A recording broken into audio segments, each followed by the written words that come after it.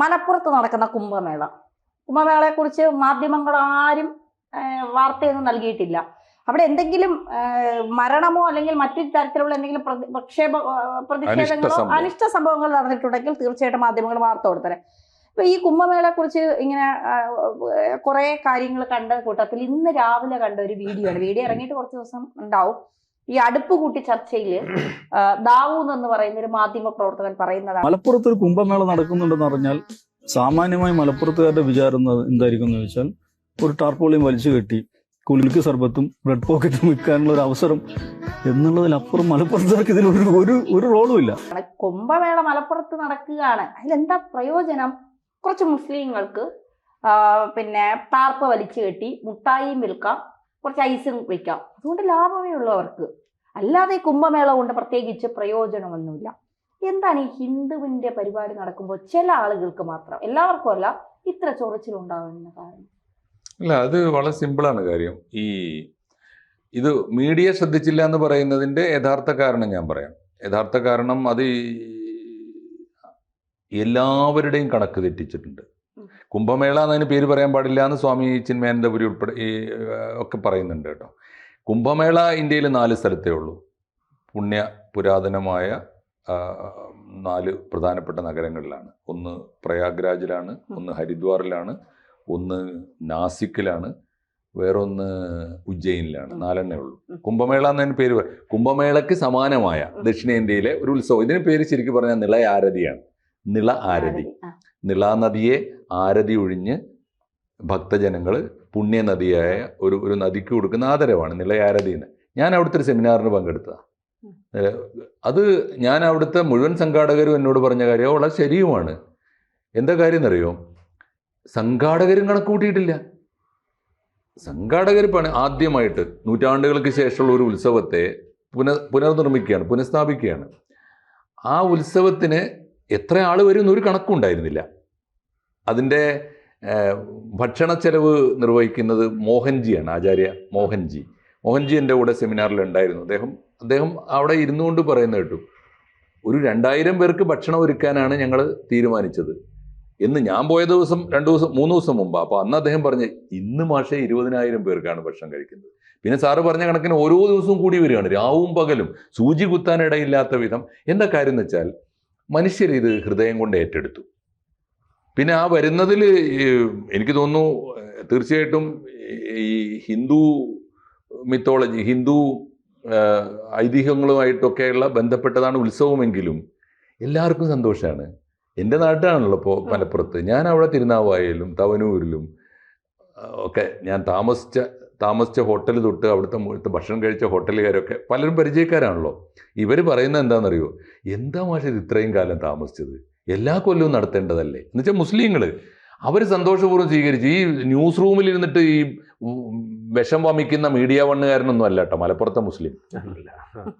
അവനത് മനസ്സിലായിട്ടില്ല. ഇനി ഞാനൊരു സാംസ്കാരിക പ്രവർത്തകൻ എന്ന നിലയിൽ ഞാനതിനെ എന്തുകൊണ്ട് ആദരിക്കുന്നു? ഇതെന്നോ വരേണ്ടിയിരുന്ന. എന്താ കാരണം എന്നറിയോ? മാമാങ്കമല്ല, മാഘമകം.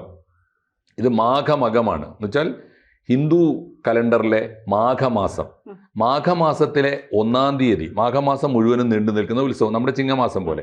മാഘമാസത്തിലെ നമ്മുടെ മകരത്തിന് സമാനമായ മാസമാണ്.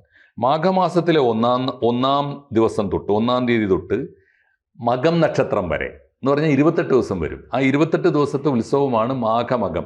ഈ മാഘമകം നൂറ്റാണ്ടുകൾക്ക് മുമ്പ് നടന്നിരുന്ന ഉത്സവമാണ്. അതിൻ്റെ വിശ്വാസം എന്താണെന്ന് വെച്ചാൽ, അതിൻ്റെ ഒരു ഐതിഹ്യം, നമ്മുടെ പരശുരാമൻ മഴുവെറിഞ്ഞിട്ടാണ് കേരളം ഉണ്ടായത് എന്നാണല്ലോ അതിൻ്റെ ഐതിഹ്യം. ഐതിഹ്യത്തെ ഐതിഹ്യമായിട്ട് എടുക്കുക, ബഹുമാനിക്കുക. അതിനെ തലച്ചോറ് കൊണ്ട് വായിച്ചിട്ട് എന്നാണ് നടന്നതെന്നൊക്കെ ചോദിച്ചു നടക്കുന്ന യുക്തിവാദികളുടെ അങ്ങനെ നിലപാടെടുക്കേണ്ട കാര്യം എന്താ? അപ്പോൾ അങ്ങനെ ഐതിഹ്യമുണ്ട്.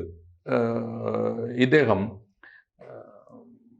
നമ്മുടെ പരശുരാമൻ മഴുവെറിഞ്ഞ് കേരളം സൃഷ്ടിച്ചു കഴിഞ്ഞപ്പോൾ കേരളത്തിൻ്റെ ഐശ്വര്യത്തിന് വേണ്ടി ഒരു യാഗം നടത്താൻ തീരുമാനിച്ചു. ബ്രഹ്മാവിനോട് ആവശ്യപ്പെട്ടു. അപ്പോൾ യാഗം നടത്തണമെങ്കിൽ എല്ലാ ദേവതകളും ദേവന്മാരും പങ്കെടുക്കണം. അപ്പോൾ രണ്ട് ദേവതകൾ തമ്മിൽ തർക്കമുണ്ടായി അത്രേ. അതായത് ഗായത്രി ദേവിയും സരസ്വതി ദേവിയും തമ്മിൽ വഴക്കുണ്ടായി, തർക്കമുണ്ടായി. അപ്പോൾ അവർ പരസ്പരം ഈ ദേവകൾ പരസ്പരം ശപിക്കുക ചെയ്യുക. നീ നദിയായി പോകട്ടെ എന്നൊരാൾ ശപിച്ചു, ഞാനല്ല, നീയും നദിയായി പോകട്ടെ. അപ്പോൾ 2 ദേവതകൾ തമ്മിൽ ശപിച്ചിട്ട് 2 പേരും നദിയായി തീരുക. അപ്പോഴാണ് ഈ ദേവഋഷികളൊക്കെ ഉണർന്നു, അവരുടെ തർക്കം തീർക്കാൻ വന്നു. തർക്കം തീർത്തപ്പോൾ പറഞ്ഞു, നിങ്ങളെ 2 പേരെയും ദേവലോകത്തിന് വേണം, നിങ്ങൾ 2 പേരും പൂർണ്ണമായി നദികളായി പോകരുത്. പകരം ഒരു കാര്യം ചെയ്തു, ശാപം തിരിച്ചെടുക്കാനും പറ്റില്ല. അപ്പോൾ ഇവരോട് പറഞ്ഞു, നിങ്ങളുടെ 2 പേരുടെയും അംശങ്ങൾ ഈ നദി പുഴയായിക്കൊള്ളട്ടെ. അപ്പോൾ അത് മനോഹരമായൊരു സങ്കല്പമാണല്ലോ. 2 ദേവതകളുടെ അംശങ്ങൾ പുണ്യനദിയായിട്ട് ഒഴുകുക. അങ്ങനെയാണ് പേരാറ് എന്നൊരു നദി ഉണ്ടാകുന്നത്. എന്നിട്ട് പിന്നെ ഇത് കേട്ടപ്പോൾ, ഈ ഒരു അത്ഭുതം ലോകത്തിൽ സംഭവിക്കുന്നത് കേട്ടപ്പോൾ ഇന്ത്യയിലെ 7 നദികളും പുണ്യനദികളൊക്കെ, ഗംഗ, യമുന ഉൾപ്പെടെയുള്ള പുണ്യനദികളൊക്കെ വന്ന് അവരുടെ അംശങ്ങളും ഇതിലൂടെ ഒഴുകി എന്നാണ് വിശ്വാസം. എന്ന് വെച്ചാൽ ഭാരതത്തിലെ സകല പുണ്യനദികളും 7 പുണ്യനദികളും ഒരുമിച്ചൊഴുകുന്ന ഒരു തീർത്ഥമായിട്ട് മാറി. അതിൻ്റെ ഉത്സവമാണ്. അപ്പോൾ അതിൻ്റെ സന്തോഷമാണ്. അപ്പോൾ ഇതിൻ്റെ ആ ഉത്സവമാണ് മാഘമകം ഉത്സവമായിട്ട്, ആ സന്തോഷമാണ്. പിന്നെ യാഗം നടന്നു, അതിൻ്റെ സന്തോഷമാണ്. അപ്പോൾ പിന്നീട് പിൽക്കാലത്ത് ഏതാണ്ട് 2 നൂറ്റാണ്ട് ഇപ്പോൾ സാമൂതിരി, ഇപ്പോൾ നാട്ടുരാജ്യങ്ങൾ വന്നു, ആധുനിക കാലത്ത് നാട്ടുരാജ്യങ്ങൾ വന്നു. സാമൂതിരി കോഴിക്കോട് വന്നിട്ട് വള്ളുവനാടിന് കീഴടക്കിയപ്പോൾ ഈ വള്ളുവനാടിൻ്റെ ഭാഗമായ തിരുനാവായയിലാണ്. തിരുനാവായ എന്ന് പറഞ്ഞാൽ എന്താ പ്രത്യേകത എന്ന് വെച്ചാൽ, പോയിട്ടുണ്ടോ അവിടെ? ഒന്ന് പോകണ്ട സാറേ, ഇപ്പോഴെങ്കിലും പോയില്ലെങ്കിൽ എന്നാ നിങ്ങൾ പോവുക. അപ്പോൾ ഇതിൻ്റെ പ്രത്യേകത എന്താ വെച്ചാൽ, ഈ ത്രിമൂർത്തികളുടെ 3 ക്ഷേത്രങ്ങളാണ് പുഴയുടെ അക്കരെ ഇക്കരയായിട്ട്. പുഴ ഇങ്ങനെ ഒഴുകുകയാണ്. അപ്പോൾ പടിഞ്ഞാറോട്ട് ഒഴുകുകയാണല്ലോ, ഭാരതപ്പുഴ പൊന്നാനി ചെന്നിട്ടാണ് ചേരുക. അപ്പോൾ ഈ പുഴ തിരുനാവായയിലൂടെ ഒഴുകുമ്പോൾ അതിൻ്റെ തെക്ക് ഭാഗത്ത് 2 ക്ഷേത്രങ്ങൾ, ബ്രഹ്മാവിൻ്റെ ക്ഷേത്രവും പരമശിവൻ്റെ ക്ഷേത്രവും തെക്ക് ഭാഗത്ത് തവനൂർ കരയിൽ.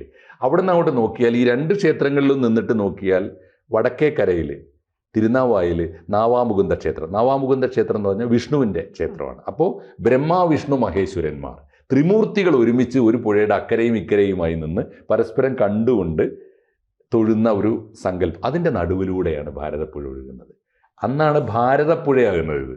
അല്ലാതെ കേരളത്തിൻ്റെ ഒരു പുഴക്കെന്തിനാ ഭാരതപ്പുഴ? ഇതാണ് ഭാരതത്തിലെ 7 നദികളും വന്ന് ഒരുമിച്ച് ചേരുന്ന, അതാണ് ഇതിൻ്റെ സങ്കല്പം. ഈ മാഘമക ഉത്സവം നൂറ്റാണ്ടുകൾക്ക് മുമ്പേ അവിടെ നടന്നു വന്നിരുന്നു. സാമൂതിരിയും വള്ളുവക്കോനാതിരിയും തമ്മിൽ യുദ്ധം നടത്തി വള്ളുവനാട് സാമൂതിരി കീഴടക്കി കഴിഞ്ഞപ്പോൾ സാമൂതിരി പിന്നെ ഈ ഉത്സവത്തിന് വരാൻ തുടങ്ങി. ഉത്സവത്തിൽ ആസ്ഥാനത്ത് സാമൂതിരിയാണ് ഇരിക്കുക. വള്ളുവക്കോനാതിരി വരാൻ പാടില്ല, അദ്ദേഹം തോറ്റതാണല്ലോ. ഉത്സവത്തിൽ വന്നിട്ട് ഒരു സ്ഥിരം പരിപാടി തുടങ്ങി, ഒരു വെല്ലുവിളി. ആരുണ്ടടാ എന്നെ വെല്ലുവിളിക്കാൻ? അപ്പോൾ ഈ വള്ളുവനാടിന് വേണ്ടി മരിക്കാൻ തയ്യാറായ കുറേ ചാവേറുകൾ, പാവങ്ങൾ എല്ലാ കൊല്ലവും നേർച്ചയാക്കിയിട്ട് അവിടെ മരിക്കാൻ പോകും. ആ മരിക്കാൻ പോകുമ്പോൾ അവരെ നേരിടാൻ സാമൂതിരി വരിക പട്ടാളമായിട്ടാണ്. സാമൂതിരിയുടെ പട്ടാളത്തോട് ഏറ്റുമുട്ടിയിട്ട് ഇവർ സ്ഥിരമായി മരിച്ചുകൊണ്ടി. അതാണ് ഈ ചാവേറുകൾ. ഇതാണ് മാമാങ്കം. യഥാർത്ഥത്തിൽ എന്താ പറ്റിയെന്ന് വെച്ചാൽ, നൂറ്റാണ്ടുകൾക്ക് മുമ്പേ പ്രകൃതിയെ വന്ദിച്ചുകൊണ്ട് നദികളെ ആരാധിച്ചിരുന്ന ഒരു മനോഹരമായ സങ്കല്പം, മനോഹരമായ ഒരു ഐതിഹ്യമുള്ള ഉത്സവം. ആ ഉത്സവത്തെ സാമൂതിരിയുടെ കാലമായപ്പോൾ യുദ്ധത്തിൻ്റെ ഉത്സവമായിട്ട് മാറി, കൊലപാതകത്തിൻ്റെ ഉത്സവമായി, കൂട്ടക്കൊലകളുടെ ഉത്സവമായി. ആ ഉത്സവത്തിന് പകരം ഞാൻ എന്തുകൊണ്ട് ഇതിനെ സ്വാഗതം ചെയ്യുന്നു എന്ന് ചോദിച്ചാൽ, ഒരു യുദ്ധത്തിൻ്റെ ഉത്സവത്തെ, ചോരക്കളം തീർത്തിരുന്ന ഉത്സവത്തെ, ശവങ്ങളെ ആന വന്ന് മണിക്കിണർ എന്ന് പറഞ്ഞ കിണറുണ്ട് അവിടെ, ആനകൾ വന്നിട്ട് തട്ടി കൊണ്ടുപോയി മണിക്കിണറിൽ ഇടുക ചെയ്യുക ശവങ്ങൾ. അങ്ങനെ ഒരു മനുഷ്യൻ കാണാൻ ആഗ്രഹിക്കാത്ത ഒരു ഓർമ്മയെ, അതിന് പകരം വീണ്ടും പ്രകൃതിയെ, അതിനു മുമ്പുണ്ടായിരുന്ന പ്രകൃതിയെ, നദികളെ ആരാധിക്കുന്ന ഒരു ഉത്സവത്തിലേക്ക്, എന്നുവെച്ചാൽ യുദ്ധത്തിൻ്റെ ആഘോഷത്തെ സമാധാനത്തിൻ്റെ ആഘോഷത്തിലേക്ക് തിരിച്ചു കൊണ്ടുപോവുകയാണ്. ഇതിനെ എല്ലാവരും സ്വാഗതം ചെയ്യേണ്ടതാണ്. ഇത് എന്നെപ്പോലെ അല്ലെങ്കിൽ എന്നേക്കാൾ മുമ്പേ ഭക്തജനങ്ങൾ ഏറ്റെടുത്തു എന്നുള്ളതാണ്. അതിപ്പോൾ അവിടെ നടക്കുന്നത് എന്താ? നിളയാരതി, നിള എന്ന് പറയുന്ന ഒരു നദിയെ, ഒപ്പം അതിന് സാക്ഷികളാവുന്ന ഭാരതത്തിലെ മുഴുവൻ പുണ്യനദികളെയും ഒന്നിച്ച് ആരതി ഒഴിഞ്ഞ് സ്വീകരിച്ച് ആരാധിക്കുന്ന, ആലോചിച്ച് നോക്കൂ, പ്രകൃതിയെ ആരാധിക്കുന്ന ഏത് ഉത്സവവും നമ്മൾ എന്നും മനസ്സുകൊണ്ട് സ്വീകരിക്കണം. കാരണം എന്താ, അത് ഉണ്ടാക്കുന്ന ഒരു ശാന്തി വളരെ വലുതാണ്. അതാണ് അവിടെ നടക്കുന്നത്. അതുകൊണ്ട് ഇവനുണ്ടല്ലോ, അവനെയൊക്കെ പേര് പറയാൻ എനിക്ക് മടിയാണ്. അത്രയും വർഗീയ വിഷം വമിക്കുന്നവരെ അതിനെ എതിർക്കുന്നുള്ളൂ. ഞാൻ നോക്കുമ്പോൾ ഞാൻ ഞാനവിടെ ആ സെമിനാറിന് പോയി, ആ വേദിയിൽ നട്ടുച്ച വെയിലത്ത് ആയിരക്കണക്കിന് ആളുകൾ ഇരിക്കുന്ന ഒരു പന്തലിനകത്ത് വിയർത്ത് കുളിച്ച ആളുകൾ ഇരിക്കുകയാണ്. സെമിനാറിന് പോലും പാതിരാത്രിയിലെ നേരം പുലരുവോളം ഉള്ള ഉത്സവത്തിന് ആളുകൾ എത്രയാണ്? അവിടെ കരിമരുന്നും ഇതൊന്നുമില്ല. ആരതി ഒഴിഞ്ഞിട്ടൊരു നദിയെ ആദരിക്കുകയാണ്. ആലോചിച്ച് നോക്കൂ. ഒരുപാട് പ്രതിഷ്ഠകളെക്കാൾ വലിയൊരു പ്രതിഷ്ഠയായിട്ട് നമ്മുടെ പ്രിയപ്പെട്ട ഒരു പുഴ മാറുകയാണ്. ഇതാണ് സംഭവിക്കുന്നത്. അതിനെ ഈ മാതിരിക്കാരുടെ വിഷലിപ്തമായ നാക്കുകൊണ്ട് പറഞ്ഞിട്ട് നാശാക്കരുത്. രണ്ടു മാത്രമല്ല, മലപ്പുറത്തെ മുഴുവൻ ജനമനസ്സും അതിന് അനുകൂലമാണ് സാറേ. മുഴുവൻ കച്ചവടം ഉണ്ടാവും. അവനെന്താ ഇത്ര കുശുമ്പ് അതിനകത്ത്? അയോധ്യയിൽ പോയി വന്ന മുഴുവൻ മനുഷ്യരും പറയുന്നത് എന്താ അറിയോ? അയോധ്യയിൽ പോയി വന്ന എൻ്റെ അയൽക്കാരൊക്കെ എന്നോട് പറഞ്ഞത്, സാറേ 50 കൊല്ലം നമ്മൾ വെറുതെ മുദ്രാവാക്യം വിളിച്ച് നടന്നു. ഇപ്പൊ എന്താ? ഇപ്പൊ കോടിക്കണക്കിന് മനുഷ്യർ വരുന്നു. അവിടെ ഒരു ചായക്കട വെച്ചാൽ അവൻ കോടി നന്നായി ജീവിച്ചു പോകുന്നു. പ്രദേശത്ത് ഒരു അമ്പലോ പള്ളിയോ ഒന്നും വേണ്ട, നിലക്കടല വിറ്റാ ജീവിച്ചൂടാ സാറേ? എത്ര കുട്ടികൾക്ക് കുടുംബത്തിനും ജീവിക്കാം. ഇതാണ് ഇതിന്റെ ശാന്തി ആഗ്രഹിക്കുന്ന, സമാധാനം ആഗ്രഹിക്കുന്ന മനുഷ്യർക്ക് എല്ലാ ഭക്തിയും നല്ലതാണെന്നേ. അതിപ്പോ ഞാൻ അവിടെ മനസ്സുകൊണ്ട് തൊഴുന്നത് എന്തിനാണ്? ഞാൻ പ്രകൃതിയാണ് തൊഴുന്നത്. സരസ്വതിയും ഗായത്രിയും നമുക്ക് നമ്മുടെ ഈ സംസ്കാരത്തിന്റെ ദേവതകളല്ലേ, അങ്ങനെ കണ്ടൂടെ? അത് കാണണമെങ്കിൽ മനസ്സിനകത്തുനിന്ന് ഈ സാധനം മാറ്റിവെക്കണം. നിറഞ്ഞു തുളുമ്പുന്ന ഈ നൊരയുന്ന വിഷമുണ്ടല്ലോ, അത് മാറ്റിവെക്കണം. എനിക്ക് തോന്നുന്നു മീഡിയ വൺ എന്ത് പറയുന്നു നിങ്ങൾ നോക്കണ്ട. മീഡിയ വൺ പറയുന്നതല്ല മലപ്പുറം. മലപ്പുറം ഇതിന് നെഞ്ചേറ്റി കഴിഞ്ഞു. ഒരു ചെറിയ കാര്യം ആലോചിച്ച് നോക്കൂ. ഇങ്ങനെ സംഘാടകരുടെ കണക്ക് തെറ്റിച്ച് ലക്ഷക്കണക്കിന് മനുഷ്യർ, വലിയ സൗകര്യങ്ങളൊന്നും ഇല്ല കേട്ടോ തിരുനാവായിൽ. ഇപ്പൊ പുഴയിൽ വെള്ളം കുറവായതുകൊണ്ട് ആ മണത്തിട്ടുണ്ട് എന്നുള്ളൂ, ആളുകൾക്ക് റൂം കിട്ടാനില്ല. മലപ്പുറം ജില്ലയിലെ ഒരു 40 കിലോമീറ്റർ ചുറ്റളവിലുള്ള എല്ലാ നഗരങ്ങളിലും റൂം ഫുള്ളാണ്. എനിക്കൊരു ചെറിയ മുറി കിട്ടിയത് പരിചയത്തിൻ്റെ പുറത്താണ്. അപ്പം അങ്ങനെ കഷ്ടപ്പെട്ടാണെങ്കിലും ഒരു അനിഷ്ട സംഭവം ഉണ്ടായില്ലല്ലോ. ഇവനൊക്കെ കാത്തിരിക്കുന്നതാ. ധന്യ പറഞ്ഞതാ, കുംഭമേളയിൽ അപകടം ഉണ്ടായി, കുംഭമേളയിൽ ഒരു അക്രമം ഉണ്ടായി, കുംഭമേളയിൽ എന്തെങ്കിലും ഒരു അസ്വാരസ്യം ഉണ്ട്, അത് കേൾക്കാൻ കാത്തിരിക്കുക. ഇവൻ അവസരം കൊടുക്കൂല എന്ന് എൻ്റെ വിശ്വാസം. ജനങ്ങളുടെ മനസ്സിൽ ഈ സാധനമുണ്ട്. അത് വളരെ നന്നായിട്ടുണ്ട്. ചരിത്രം പരിശോധിച്ചാൽ ഈ ഉത്സവം അനിവാര്യമാണ്. സംസ്കാരം പരിശോധിച്ചാൽ അനിവാര്യമാണ്. സർവോപരി പുതിയ കാലത്തെ ഏറ്റവും വലിയ പ്രതിസന്ധി എന്താ? മാനവരാശിയുടെ മുമ്പിൽ പ്രകൃതിയുടെ നാശമാണ്. പ്രകൃതിയെ തിരിച്ചു പിടിക്കാനുള്ള ഉത്സവമാണിത്. എല്ലാ അർത്ഥത്തിലും ഇരു കൈകളും നീട്ടി മലയാളി ഇതിനെ സ്വീകരിച്ചു കഴിഞ്ഞു. ഇന്നിപ്പോൾ എത്ര ലക്ഷം മനുഷ്യർ, ഇന്നാണ് സമാപനം. ഇത് ആലങ്കാരികമായിട്ടൊരു 15 ദിവസത്തെ 2 പക്ഷത്തെ ഉത്സവമായിട്ട് ചുരുക്കിയതാണ്. ഒരു മാസം 28 ദിവസം നടത്തേണ്ടതാണ് ശരിക്കും. ഇനി അങ്ങനെ പോവുമായിരിക്കും. പക്ഷേ ഇനിയുള്ളത് വളരെ പ്ലാനോടും കൂടിയിട്ടൊക്കെ നടക്കും. കാരണം ആളുകൾ വരുമെന്ന് മനസ്സിലായി. ഇനി ഒന്നും വേണ്ട. ഇനി മീഡിയ പറ്റിയല്ല എനിക്കറിയാം. മലയാളത്തിലെ പ്രധാനപ്പെട്ട 3 മീഡിയയിലെ തമ്പുരാക്കന്മാർ എന്നോട് പറഞ്ഞത്, ഇങ്ങനെ ഒരു പത്രസമ്മേളനം നടത്തിയിട്ട് നാളെ മാഘ ഉത്സവം തുടങ്ങുന്നു എന്ന് പറഞ്ഞപ്പോൾ തീരുമാനിച്ചത് മീഡിയക്കാരൻ, അത് വേണമെങ്കിൽ ഉള്ളിൽ എവിടെയെങ്കിലും ഒരു 1 ലൈൻ വാർത്ത എന്നാണ്. 2 ദിവസം കഴിഞ്ഞ് അവിടെ ജനപങ്കാളിത്തം കണ്ടപ്പോൾ ഈ യജമാനന്മാർ തീരുമാനിച്ചു, ഇനി മുതൽ വാർത്ത 1-ാം പേജിലേക്ക് മാറ്റി. അപ്പോഴാണ് തീരുമാനിക്കുന്നത്. അത് അവരുടെ കുഴപ്പമല്ല കേട്ടോ, സംഘാടകരും പ്രതീക്ഷിച്ചിട്ടില്ല. അതാണ് എൻ്റെ പ്രശ്നം. ഇത്രയുള്ളതിൻ്റെ കാര്യം. അത് നമ്മൾ ഈ പറയുന്ന ഈ നെഗറ്റീവ് വാർത്തകൾക്ക് വേണ്ടി കാത്തിരിക്കുന്നവർക്ക് കിട്ടാതിരിക്കട്ടെ, ഒന്നും കിട്ടാതിരിക്കട്ടെ. അനിഷ്ട സംഭവങ്ങൾ അറിയാതെ പോലും സംഭവിക്കരുത് എന്നാണ് എൻ്റെ പ്രാർത്ഥന. കാരണം അത്രയേറെ ജനങ്ങൾക്ക് ഇഷ്ടമാണ് ഇത്. ജനങ്ങളത് സ്വീകരിച്ചു കഴിഞ്ഞു. അതാണ് ഇതിൻ്റെ അവസ്ഥ. അവിടെ ലക്ഷങ്ങൾ ഒഴുകിയെത്തുന്നു. പിന്നെ അദ്ദേഹം അതിനെ പറ്റിയുള്ള ഒരു വിശദീകരണം വളരെ കൃത്യമായിട്ട് കൊടുത്തല്ലോ. അപ്പോൾ അതിനകത്ത് ഈ ഒരു മാമാങ്കം ഏതാണ്ട് 250 കൊല്ലം മുമ്പ് നടന്നിരുന്ന 250 കൊല്ലം മുമ്പ് നടന്നിരുന്ന നിർത്തിവെച്ചിരുന്ന, അല്ലെങ്കിൽ ഈ മുഹമ്മദ് മാഷ് പറഞ്ഞതുപോലെ അതിൻ്റെ കൃത്യമായ ശാന്തിയുടെയും സമാധാനത്തിൻ്റെയും ഒരു നദിയെ പുണ്യനദിയായിട്ട് കാണുകയും ദൈവമായിട്ട് കാണുകയും അവനെ പ്രകൃതി സ്നേഹിക്കുകയും ചെയ്യുന്ന അതേ മാനത്തിൽ വീണ്ടും കൊണ്ടുവരുന്നു. മനസ്സിലാവുന്നത്. അപ്പൊ അതിനെ ഈ പറഞ്ഞ മാമാങ്കം അതാണ് കറക്റ്റ്. നമ്മൾ ചരിത്രത്തിൽ പഠിക്കുന്ന മാമാങ്കം അല്ല ആഘോഷിക്കേണ്ടത്. ചരിത്രത്തിൽ പഠിക്കുന്ന മാമാങ്കം ഉണ്ടായിട്ടുണ്ട്. അതെ അതെ, രാജ്യങ്ങൾ നമ്മളെ യുദ്ധമാണ്. അത് സാമൂതിരിയുടെ കാലത്ത് വന്നിരുന്ന് വെല്ലുവിളിക്കുന്നു. ബാക്കിയുള്ളവരെ വെല്ലുവിളി ഏറ്റെടുക്കാൻ ആരുമില്ലെങ്കിൽ പോലും അതിന് നിയോഗിക്കപ്പെടുന്നു. കുറെ പേര് മരിക്കുന്നു, അതൊരു ആഘോഷമാക്കുന്നു. അപ്പം നേരത്തെ ഇതിന്റെ കാര്യം അങ്ങനെയല്ലായിരുന്നു.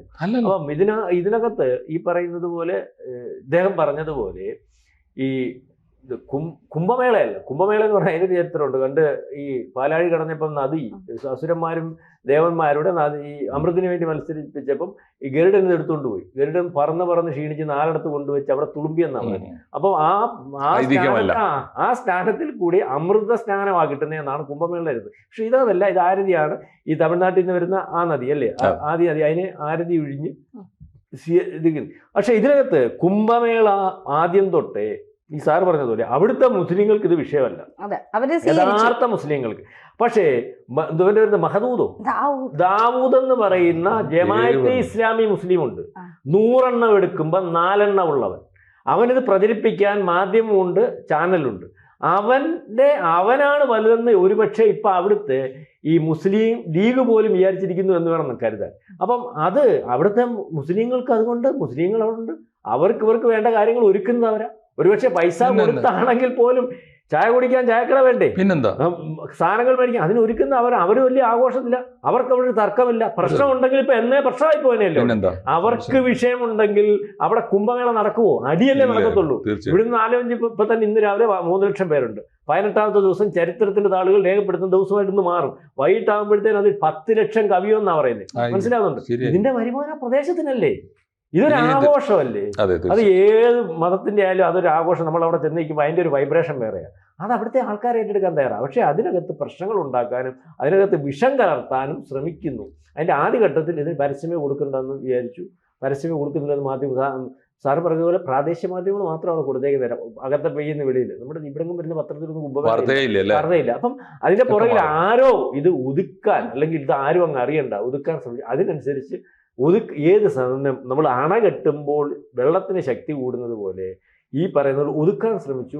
പക്ഷെ അതിനേക്കാൾ അതൊക്കെ ഉണ്ടായാലും ഇത് നടക്കും. എന്താ കാര്യം എന്നറിയോ? ഇതിൻ്റെ വിജയം എന്താണെന്നറിയോ? ഞാൻ മനസ്സിലാക്കിയെടുത്തോളം കേരളത്തിലെ എല്ലാ ഹിന്ദു സംഘടനകൾ അവിടെ വന്ന് ആത്മാർപ്പണം ചെയ്യുകയാണ്. ഈ 18 തുടർച്ചയായിട്ട് രാവും പകലും സേവനം ചെയ്യുക, ഷിഫ്റ്റായിട്ട് വീടും കൂടി ഒഴിഞ്ഞിങ്ങോട്ട് പോന്നിരിക്കുകയാണ്. ഇവിടെ കൂടുകയാണ് അവർ ചെയ്യുക. അവർ സേവനം എന്താണെന്നറിയോ? ഇപ്പോൾ ഉദാഹരണത്തിന് മാതാമൃതാനന്ദമയി മഠത്തിലെ സ്വാമിനിമാർ അവിടെ ചെയ്യുന്ന വർക്ക് കണ്ണ് തള്ളിപ്പോയി. എന്താ അവർ ചെയ്യുന്ന വർക്ക് എന്നറിയോ? ഈ നദിയിൽ അവിടെ നടക്കുന്ന മാലിന്യങ്ങൾ ക്ലീൻ ചെയ്യുക. ഇവരുണ്ടല്ലോ ക്യൂ നിന്ന് ഭക്ഷണം കഴിക്കുന്ന മനുഷ്യരുണ്ട്, അവരുടെ എച്ചിൽ പാത്രം കഴുകി കൊടുക്കുക, അവിടുത്തെ ചെരുപ്പുകൾ ഒതുക്കി വെക്കുക.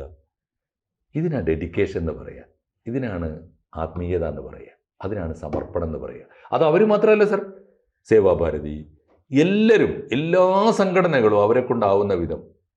പിന്നെ മലപ്പുറത്തും ഒക്കെയുള്ള NSS, SNDP എല്ലാ സംഘടനകളും ഉണ്ട്. ഹൈന്ദവ സംഘടനകൾ ഒരു മാതൃകാ ഉത്സവം എങ്ങനെ നടത്തും? ഭക്ഷണം ഉണ്ടാക്കാൻ, വിളമ്പാൻ. അവരൊന്നും ഭക്ഷണം കഴിക്കുകയല്ല, കഴിപ്പിക്കുകയാണ് എല്ലാവരെയും. വണ്ടി ബ്ലോക്കായ ഒരാളെ പുറത്തെത്തിക്കും. ഞാൻ കണ്ടു, ഇപ്പം ഞാൻ അനുഭവിച്ചാണത്. വണ്ടി മുഴുവൻ ബ്ലോക്കാണ്, കാരണം ചെറിയ റോഡുകളേ ഉള്ളൂ. അതൊക്കെ ഇനി മാറ്റണം. അപ്പോൾ അതിലൂടെ കടക്കാൻ ചെയ്യുന്നതെന്ന് വെച്ചാൽ ഒരാളെ ഒരു രോഗിയെ എത്തിക്കാൻ കാറ് പോവില്ലെങ്കിൽ അവർ 2 പേര്, ഞാൻ കണ്ടു കുട്ടികൾ ബൈക്കിലിരുന്നിട്ട് ഒരു രോഗി എങ്ങനെ ഒരു കയ്യിൽ ഉയർത്തിപ്പിടിച്ചിട്ട് അവർ സിഗ്സാഗായിട്ട് പോയി ആശുപത്രി. അപാരമായ സേവനമാണ് സാർ. അപ്പോൾ അതുകൊണ്ട് ഈ മനുഷ്യൻ്റെ മനസ്സും സമർപ്പണവുമാണ് വിശ്വാസം. ഇത് കണ്ട് അനുഗ്രഹിക്കുന്നവനാണ് ദൈവം. അതുകൊണ്ട് ദൈവത്തിൻ്റെ അനുഗ്രഹം അവിടുത്തെ നിങ്ങൾ എന്ത് പേരിട്ട് വിളിച്ചാലും, കുംഭമേള എന്ന ആളുകൾ വിളിക്കുന്നെങ്കിൽ വിളിച്ചോട്ടെ, അതല്ല നിളയാരതിയാണ് ശരി, നിളയാരതിയെ വിളിച്ചാലും, മാമാങ്കം എന്ന് വിളിച്ചാലും, മാഘമകം എന്ന് വിളിച്ചാലും ദൈവാനുഗ്രഹം ഉണ്ടാവും ആ ഉത്സവത്തിനാണ് എൻ്റെ വിശ്വാസം. അതിന് ദൈവദോഷികളായ ഈ മാതിരി നിന്നല്ല, ഇപ്പോൾ നീ പറഞ്ഞ ആളുകൾ വല്ല സ്റ്റുഡിയോയിലും ഇരുന്നിട്ട് മനുഷ്യനും ദൈവത്തിനും നിരക്കാത്ത വർഗീയത പറഞ്ഞാലുണ്ടല്ലോ, ദൈവം അവർക്ക് കൊടുക്കേണ്ടത് കൊടുത്തോളൂ. നമ്മൾ തൽക്കാലം വിട്ടേക്കവരെ. കൂടുതൽ വാർത്തകളും വിശേഷങ്ങളും നിങ്ങളിലേക്ക് എത്താൻ ABC മലയാളം സബ്സ്ക്രൈബ് ചെയ്യുക, ബെൽബട്ടനും അമർത്തുക.